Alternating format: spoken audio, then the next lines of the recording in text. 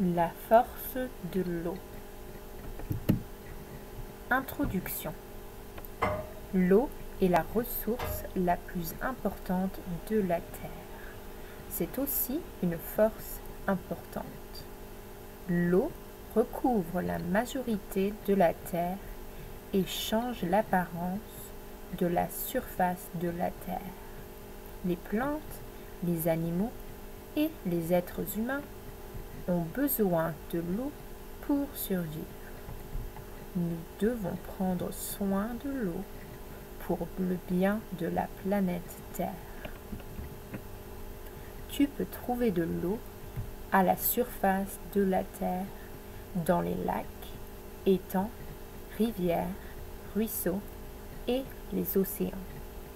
Tu peux aussi la trouver sous le sol, entre les roches et le sable. Ce type d'eau est appelé eau souterraine.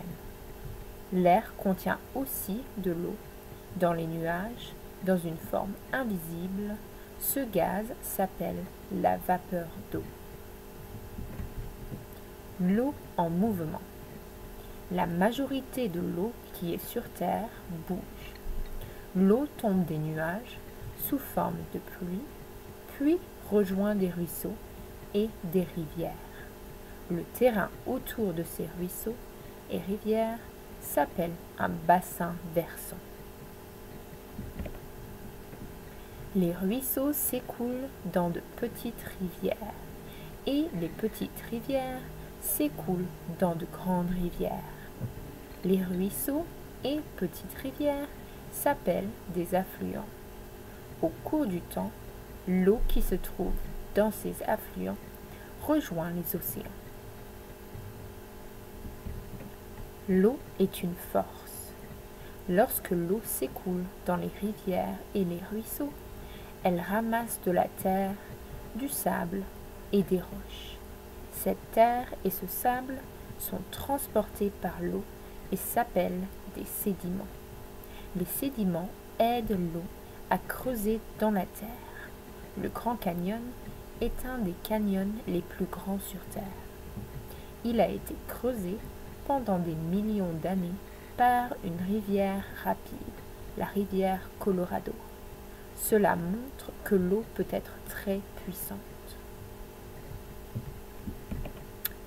Quand l'eau ralentit, les sédiments se déposent au fond du ruisseau ou de la rivière.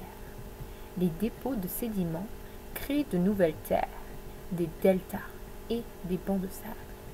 De grands deltas se forment quand une grande rivière rencontre un océan. Les inondations. Parfois, des quantités importantes d'eau et de neige tombent sur la terre et causent le débordement des ruisseaux et des rivières. Le terrain autour de ces ruisseaux et rivières est inondé. Les inondations peuvent produire beaucoup de dégâts.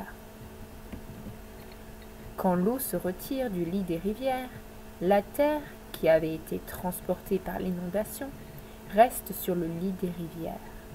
Après quelques années, cette terre forme une plaine inondable.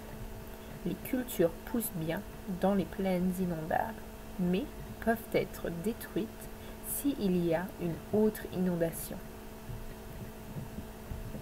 L'eau est importante. Les rivières et les ruisseaux sont beaucoup utilisés. Les gens utilisent les rivières pour nager, faire du bateau et pêcher. Les gens utilisent les rivières depuis des milliers d'années pour transporter des choses d'un endroit à l'autre. De nos jours, de grandes barges et navires transportent des cargos sur les rivières. Les rivières sont aussi utilisées pour transporter le bois des forêts aux scieries. Les barrages sont construits sur des rivières pour utiliser la puissance de l'eau pour créer de l'électricité. Les usines utilisent des millions de litres d'eau chaque année pour fabriquer les objets utilisés par les gens. Les fermes utilisent l'eau pour irriguer les cultures. Nous utilisons l'eau dans nos maisons pour nettoyer et cuisiner.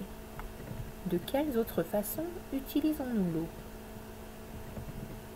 Les ruisseaux et les rivières sont la maison de beaucoup d'êtres vivants.